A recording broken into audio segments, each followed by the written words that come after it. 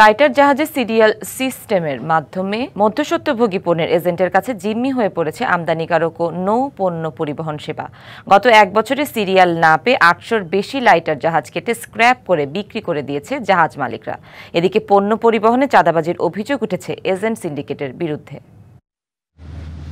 Bangladesh water transport coordination cell থেকে serial দেওয়ার জেরে নৌপথে দেশের অভ্যন্তরীণ পণ্য সরবরাহের গুরুত্বপূর্ণ সেক্টরটিতে চলছে অস্থিরতা।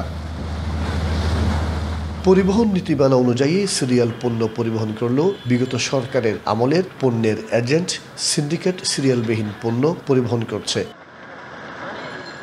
প্রায় ১,০০০ লাইটারেজ জাহাজ বছরে প্রায় ১০ কোটি টন পণ্য চট্টগ্রাম বন্দর থেকে দেশের ৩৬টি নৌ রুটে পরিবহন করে। সিরিয়াল সিস্টেমের কারণে পণ্য পরিবহনে ব্যবসায়ীরা সরাসরি লাইটার জাহাজ ভাড়া করতে পারে না। ভাড়ার জন্য স্থানীয় ও জাহাজ এজেন্টকে বাড়তি টাকা দিতে হয় মালিকদের। কিন্তু এজেন্টের মাধ্যমে যেত, ওটাই হচ্ছে শুভঙ্করের ওই যে জাদুর বক্স, যেটা আর কি এজেন্ট, সোকল এজেন্ট। সো ওই এজেন্টরা টাকাটা পাচ্ছে, দিতে বাধ্য আপনি বলে। অবশ্যই চাঁদাবাজি, মাস্তানি, আপনি যে কোনো ভাষায় যে কোনো ওয়ার্ডে আপনি এটাকে করতে পারেন। এটা কোনোভাবেই তো এই টাকাটা জাস্টিফাইড না। সঠিকভাবে মাদারসালে লাইটার সরবরাহ করা সম্ভব হচ্ছে না।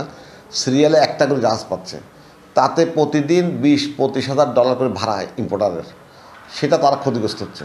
মুক্ত বাজার হলে কিন্তু ইম্পোর্টাররা তার জাহাজ যেমনি পারছে ম্যানেজ করে নিত, এখন সিরিয়ালের কারণে পারতেছে না।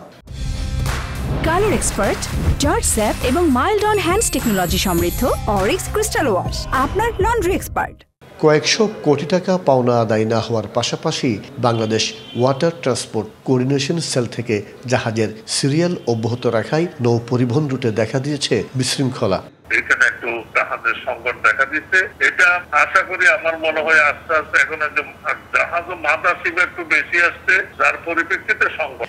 একচেটিয়া ভাড়া বাড়াই পণ্য পরিবহন নেটওয়ার্ক ভেঙে পড়লে ক্ষতিগ্রস্ত হবে ব্যবসা বাণিজ্য ও অর্থনীতি। এখানে যারা মালিক আছে তারা তাদেরগুলো কিভাবে করবে, আর যারা আছে তারা কিভাবে সিরিয়ালগুলো হবে, এগুলো তো একটা পুরো জিনিসটা আপনার একটা আইনের মতো করে দিতে হবে।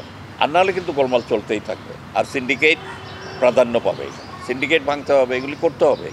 নতুন নীতিমালায় লাইটার জাহাজে পণ্য পরিবহনে খরচ বেড়ে যাওয়ায় নেতিবাচক প্রভাব পড়েছে ভোগ্যপণ্যের বাজারে। মাসুদুল হক, ডিবিসি নিউজ, চট্টগ্রাম।